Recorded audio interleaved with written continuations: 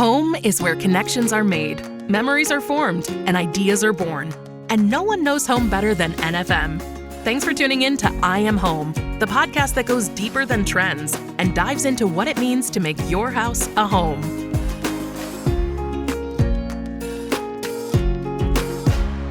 Hello and welcome to I Am Home, the Home Life Best Life podcast.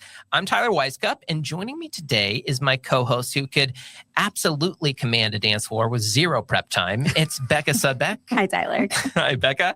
And rounding out our lineup is the woman who brings the calm when the tempo gets fast. It's Hillary Waltemath. Hey, Tyler. Hi, Hillary. And in honor of Women's Month, today's guest quite literally brings the energy like wherever she goes, from mascots to stadiums to dance floors. She's built a career out of reading a room, lifting a crowd, and helping people create unforgettable memories. She's a professional game day DJ, community builder, and someone who knows how to turn any moment into a celebration.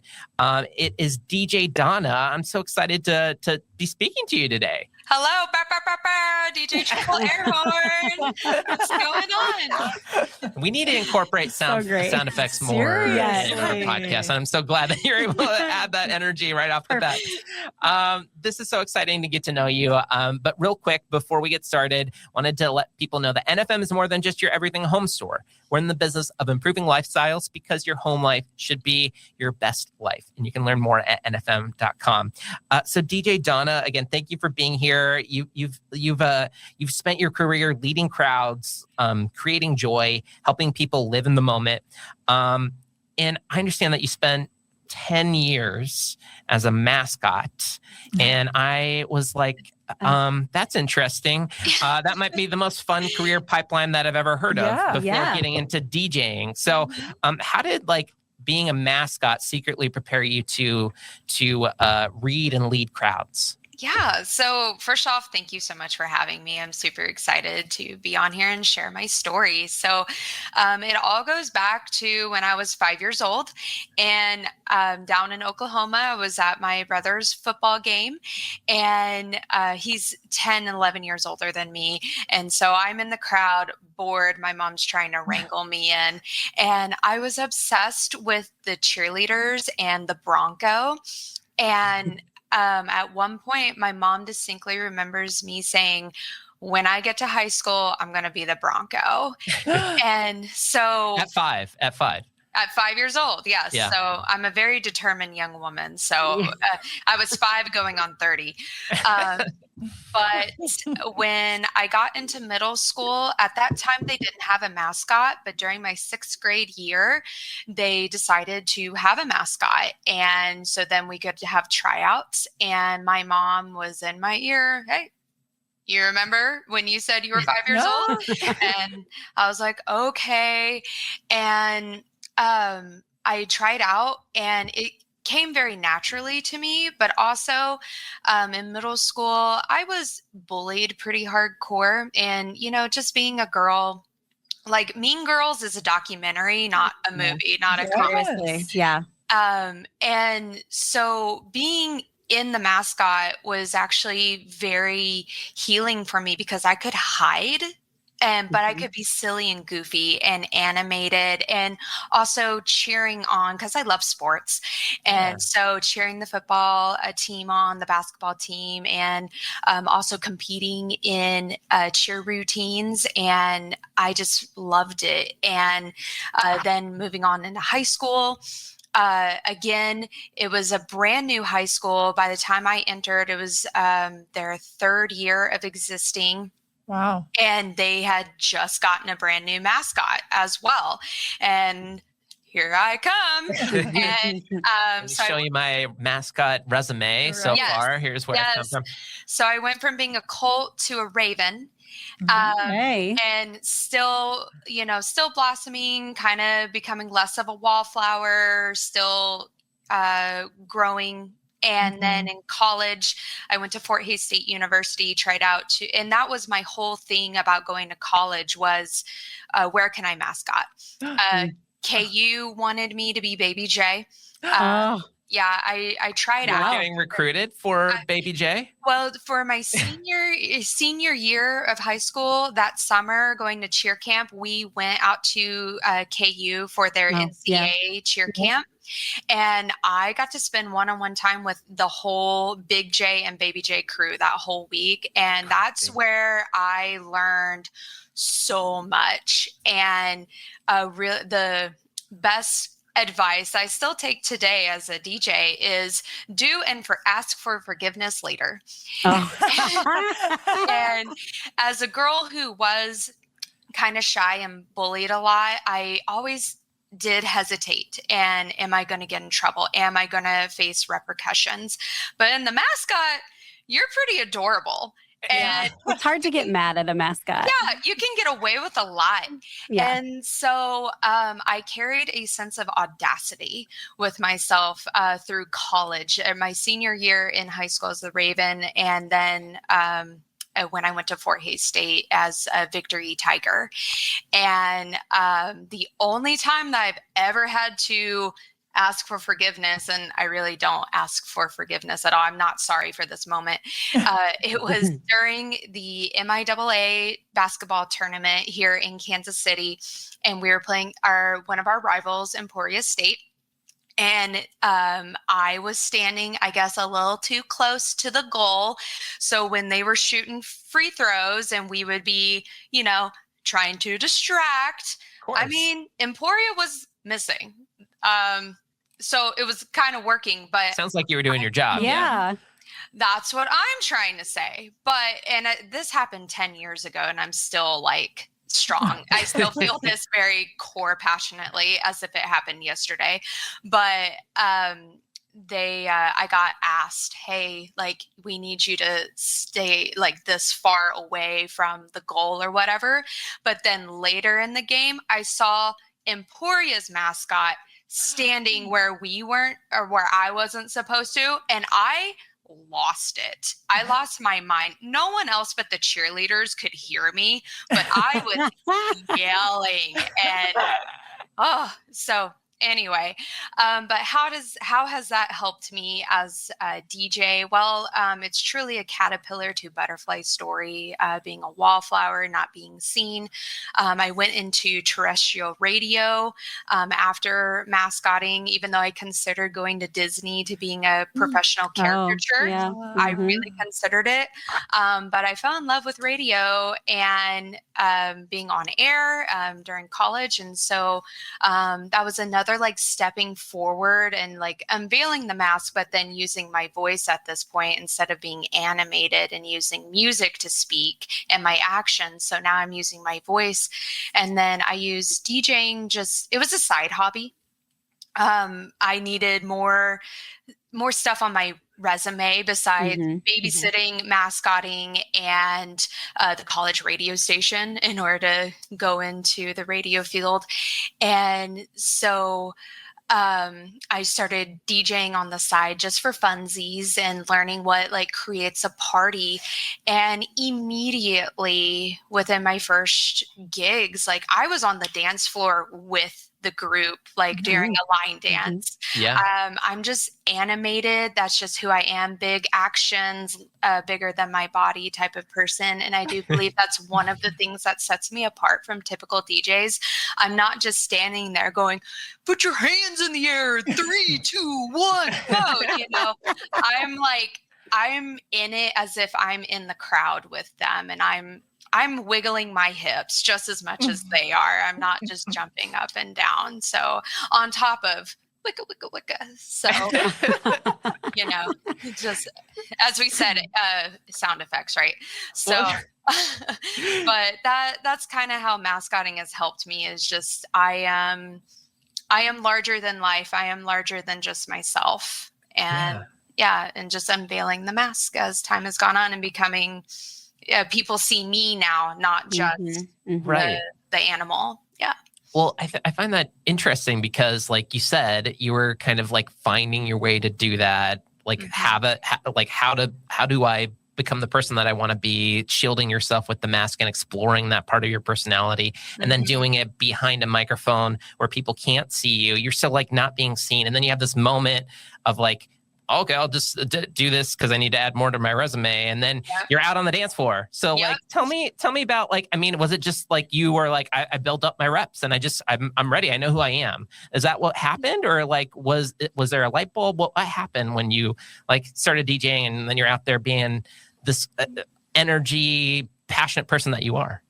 So just energy and passionate is core identity. If you guys know the Enneagram at all, like type 3 achiever right here, you know, and then, you know, I lean into my wing 2 pretty hard as like the star or whatever they like to say. And so being center of attention, hello.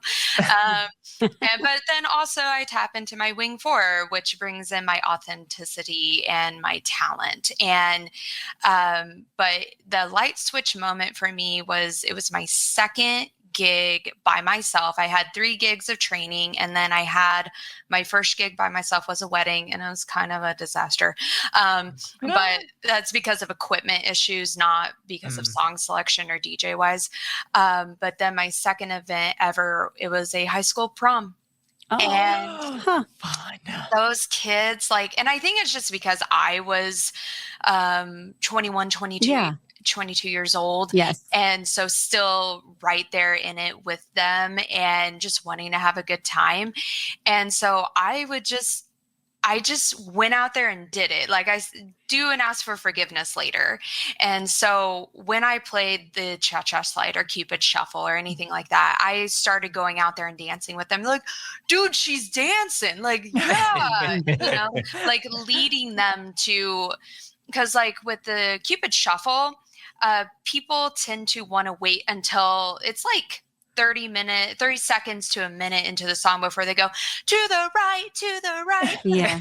And it's just, you're just standing around lining up, waiting for it. And I was like, no, like you can start right here on this beat within the first like 10 seconds of the song. So that's why I got out and started doing it. It was like, we're like not messing around. Yeah. You're almost correcting this energy. You're not doing it right. Let me show you. Yes. And then from then on, it was the rest of the night, like because the kids asked for, because this was Western Kansas. And so they asked for Cotton Eye Joe.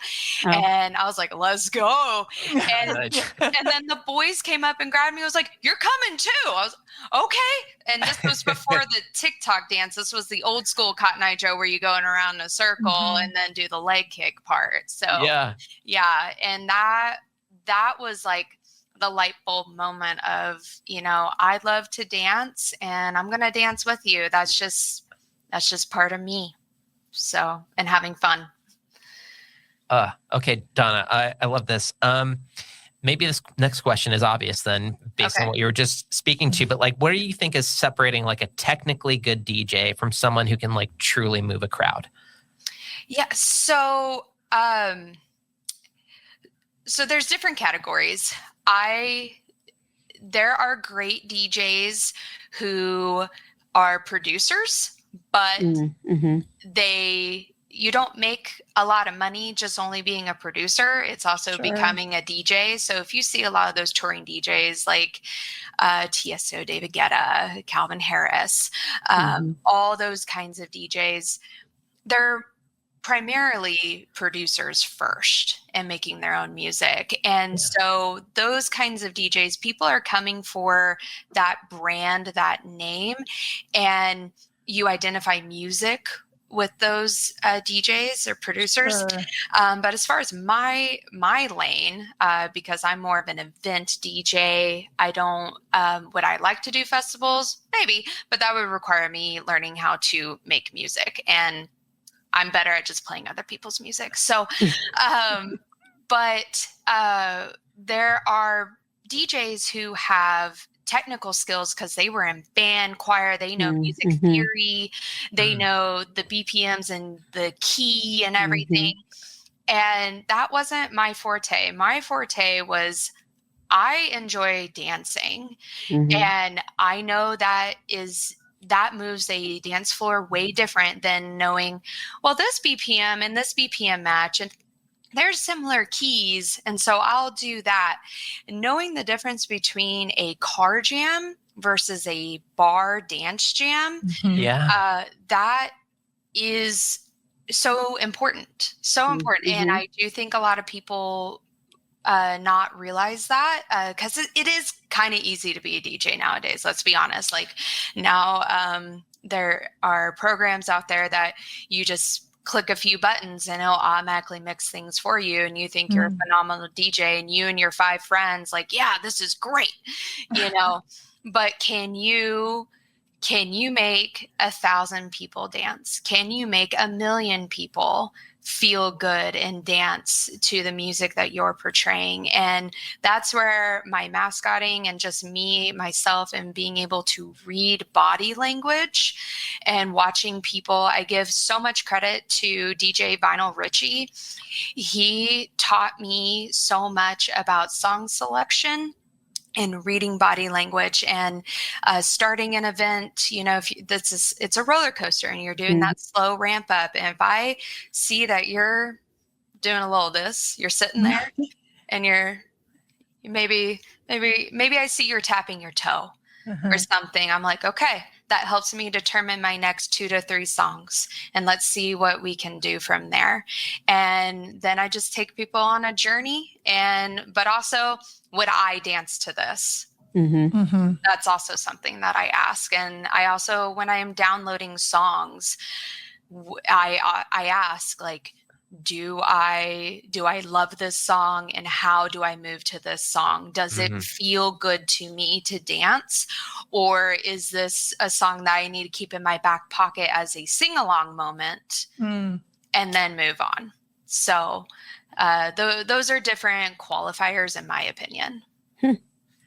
I love that. And I love your description of like the in-car. Yes. In the car song or in the bar? In the car and the bar. Yeah. I think that's a good way to put it, because there's a lot of songs that like, I'm like, oh, I'm screaming along to you in the car, but then it's on the dance floor and I'm like, oh, I don't know.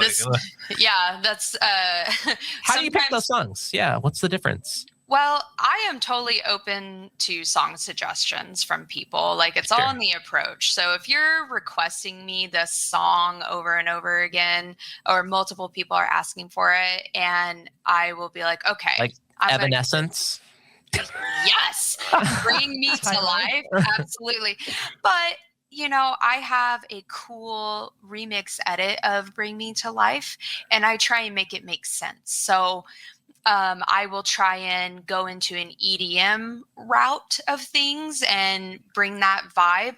And then I'll slip that moment in where you hear her, how can you? And then, you know, like it's all about making it make sense. And because there are different DJs who their lane is they only do EDM. And there are other DJs who are only like trap DJs or whatever, different genres. I am open format. So that means I have an open fire hydrant in front of my face of all music coming at me. And I like to know a little bit of everything. And I think I would say like majority of people who listen to music are that way. We don't just only listen to one genre. So that's where I get to have fun with that and trying to pick those songs for it to make sense. And now with people's attention spans, I would say 3 to 5 songs at max of that kind of feel and genre. And then how can I make it make sense to go into a different song moment and a different genre for a little bit. And also it's about feeling those BPMs, because 90 and 100 BPM, you know, can be pop and hip hop and rap. And then as we work our way up, you know, the 110s, it's more, you know, more shoulder shruggy. We got more disco and funk vibes going on there. Also still pop. But then we hit the 120s to 130 range, you know, we're more EDM. And so, and then making the roller coaster make sense on, okay, now we need to go down. And so sometimes a 70 BPM track after being in 130, because so math wise, 70 BPM is half of 140 BPM. So if I'm in 130, I can drop that 70 BPM track to 65 and make it make sense. And the nice thing with technology nowadays, I can press a button and turn a track into an acapella and bring in the instrumental of the other track. And so then it changes the vibe from there. Oh my gosh, Dawna, I could spend forever on all this topic. This is fascinating to me. Okay. But a little too technical, probably. No.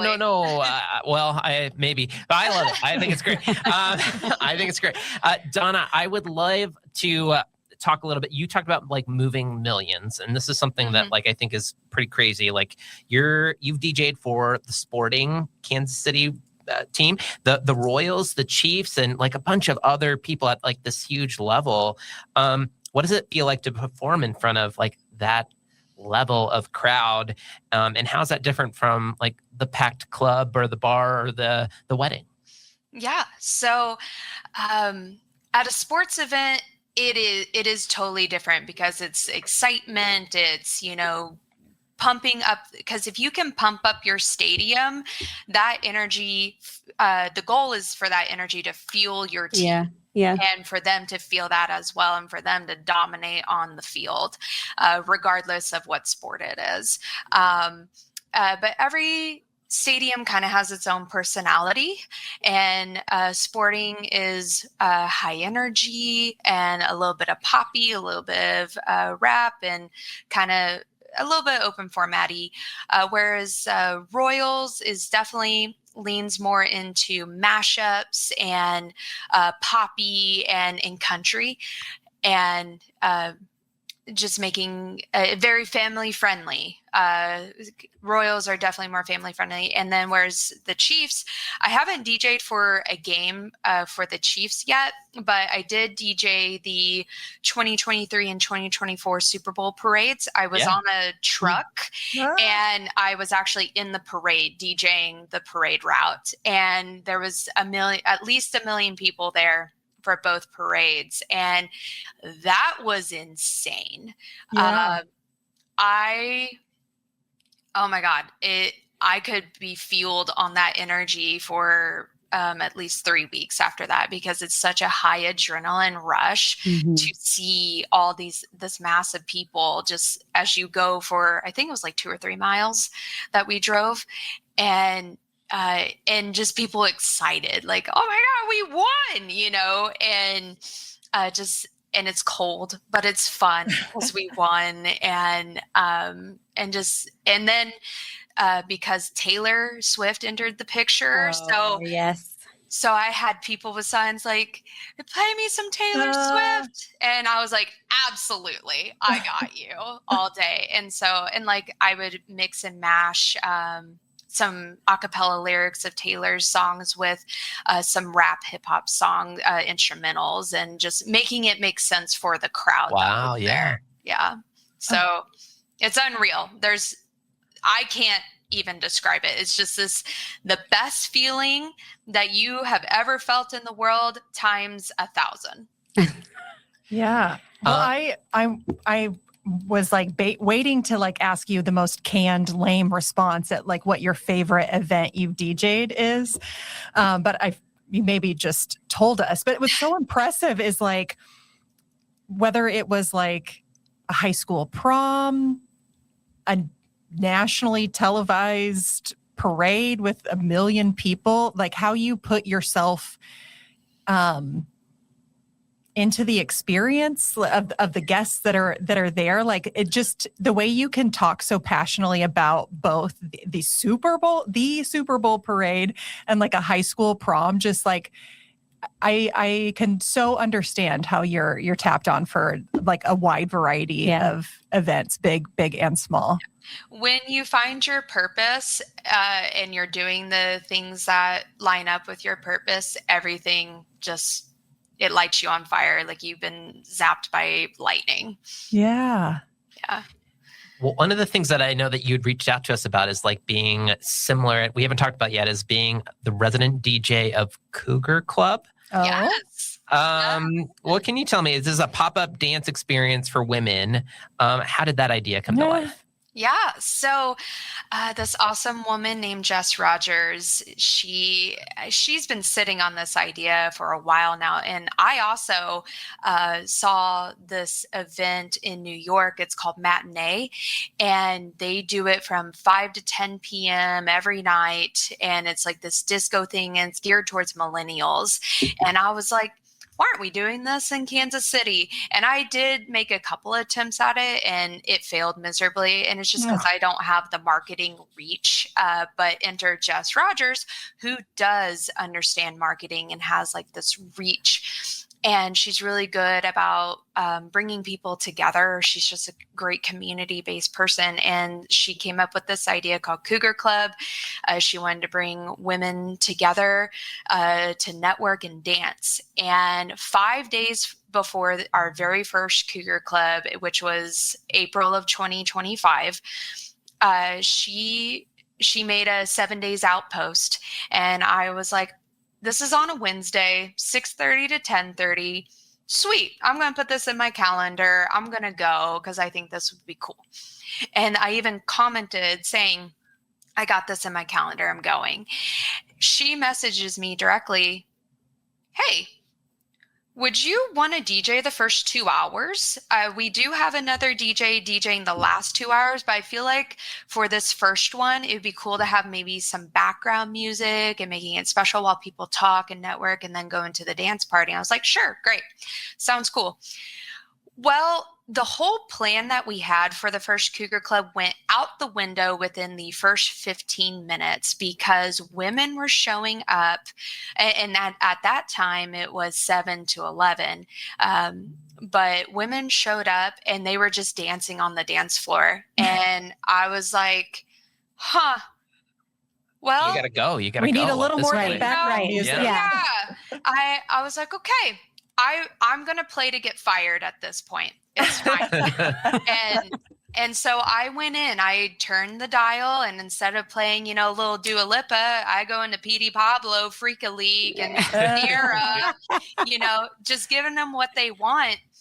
And it was incredible. It was the most amazing night. I think we had anywhere between like 150 to 180 women show up for our very first one. Yeah, great. And that's where the brainchild took off of, this is a massive dance party. If women want to talk and network, that's fine, but the focus is going to be on the dance party. And within that, a couple of days after our first one, Jess reached out to me saying, hey, would you want to be our resident DJ? And we bring in other lady DJs as well to complement you and also showcase more lady DJs in the Kansas City area. And Sure enough, it's taken off, and we started with 150, 180, but our February one, we had over 600 women come through. Wow. And it's on a Wednesday night from 6:30 to 10:30. It's always the first Wednesday of every month. And that's wild. Yeah, the demand is there, and it's incredible.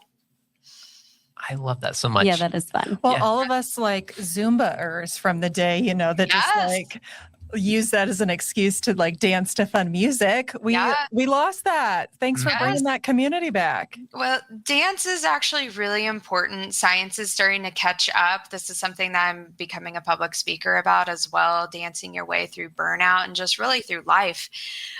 Dance is a very great way to process emotions, to deal with things that are going on. And if you were dancing and clubbing back in the 2000s and early 2010s, like, we were going hard and we were having a great time, and we were oblivious to what was going on in the world, but we were happy. And we can't forget to do that and how to handle things. And science is showing dance is the best way to battle depression, anxiety, and other emotions. So yeah, I do feel good when I'm pointing from the window to the wall. Absolutely. Yeah. Yes. Yeah. Down. I won't finish that part. I know. But yeah. Well, Dawna, this has been fantastic. Since it's Women's Month and you've like literally soundtracked it moments from these massive sports crowds, major teams, Super Bowl parades, and so much more. What progress have you personally seen for women like in these spaces? You talked about Cougar Club, and where do you still feel that the industry needs to turn the volume up? So as far as just seeing a festival lineup for a DJ, it feels like maybe there's one or two lady DJs that are booked, and it's almost like, oh, are they the token like yes, I hate that DJ? Like when you could book, there are 10, 20, probably 50 DJs that are just as qualified as all these other boys. And I'm not wanting to man shame by any means. It is DJing, music industry in general is a male dominated field. And do I believe that we have made progress? Yes. But where we could really start the simple conversation of when I'm loading in my equipment, or when specifically when I'm actually mixing the music, going wicka wicka and doing stuff, and you come up to me and ask, "Are you the DJ?" This legitimately happened to me. Oh. Man comes up to me as I'm mixing music and, "Are you the DJ?" It's just my accessory I brought. I really liked how it went with my outfit. Yeah, it's like little moments like that is unnecessary, and I think where we could start changing the dialogue and changing that approach of, are we shocked that really a woman is doing this? Like, we need to not be shocked or surprised, or that it's this, oh, like we're everywhere. Mm-hmm. Yeah. Great point. Yep. Yeah. Well said. 100%. Okay, Dawna, do we have time for a quick game? I hope so. I love games. Okay. All right. So we're ending with a game I'm calling Soundtrack of Your Life. I'll give you a life moment. You give us the song that scores it. So don't overthink it. Just go with your instincts. I love this. Yes. It'll make sense, I promise, once we get into it. I talk in song lyrics all the time anyway, so let's go. Perfect. Yeah. I think we're going to nail it. All right. So first life moment. The song blasting in your car while you're driving home at 2 a.m. after a long DJ night.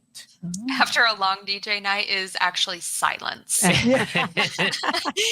Because it's so loud. But if I had to pick a song,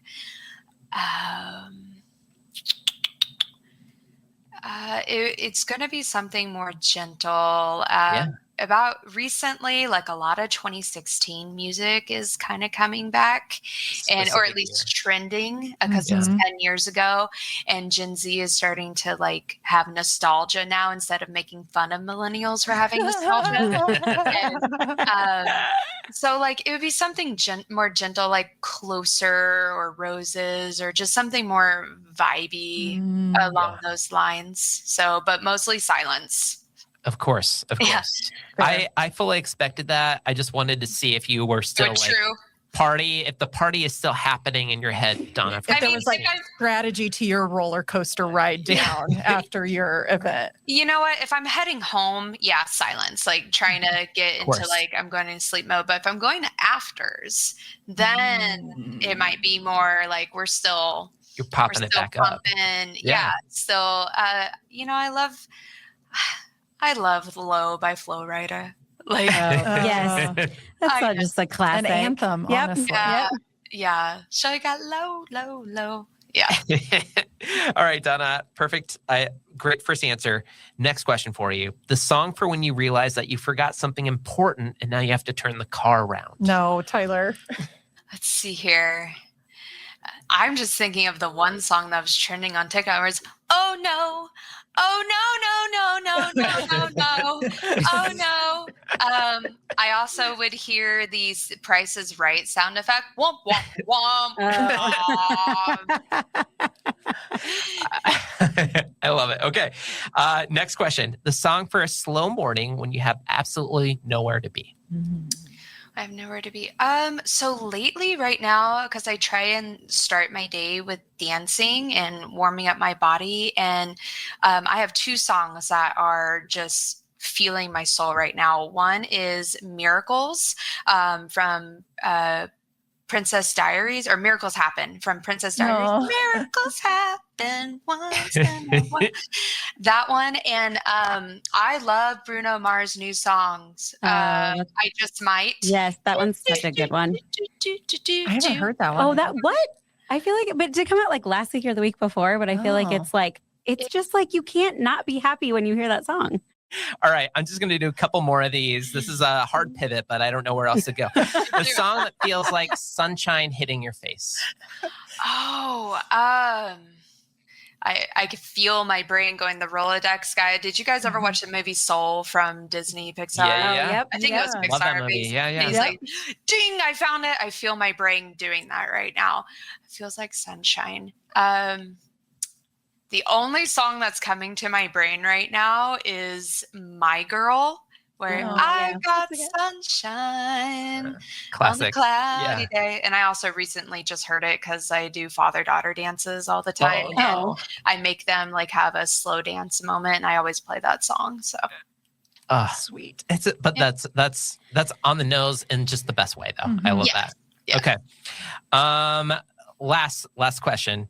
The song playing as the credits roll at the end of the DJ Dawna movie. What do you put on? High pressure moment. I have two songs. So one of the songs, it was like my anthem when I was in college, and it was like me kind of coming back to life, is Let It Rock by Kevin Rudolph featuring Lil Wayne. Yeah. Do you remember that? Yes. When I arrive, I feel the fire make you come alive. In fact, I haven't listened to that song in a few years. I'm probably going to listen to this after when we wrap up. But then my other song, and a song that I use at the end of a lot of sets when it's like my last song, or we've ended the night and I'm tearing down, but I just have a little bit of background music going, and it feels good to me. Come and Get Your Love by Redbone. Oh, yeah. Say, hey, what the matter with your head? Come and get your love. Excellent choice. Yeah, that's a good one. No notes. Okay, Dawna, thank you so much for this. Anything that you want to call out? Any like last minute things for our audience about your story, about leadership, about whatever comes to your mind? So if you are someone who wants a public speaker at any and all events, someone to DJ your conference and or be a keynote speaker, I especially speaking about burnout and dancing your burnout away, didn't know that burnout was actually a medical condition, not just a phrase. And it's something that I personally am healing from currently. And it's something that I want to bring awareness to. And so, if you need a speaker and or DJ for your conference or event, anything, I would love to be involved. I also love to travel. So if you want to give me a reason to travel and DJ for you or speak, by all means, find my contact information. Let's be friends. And never stop dancing. It doesn't matter how old you get. Never stop dancing. Dick Van Dyke let us know about that too. And he's 100 and whatever now. So it's working. Dawna, it's working. Yeah. It's working. I love it. Okay. Thank you so much for bringing your energy and your story to the show, especially during Women's Month. We love what you're doing. And thank you again. So, and of course, thank you to everyone listening. You can learn more about NFM and shop 24/7 at nfm.com. Until next time, here's to making your home life your best life, one story at a time. Thanks for joining us today for I Am Home with Tyler Weisskopf, Hillary Waltemath, and Becca Sudbeck. No one knows home quite like NFM. So if you'd like more information on home design at NFM, please check out nfm.com and leave us a review on the podcast platform of your choice.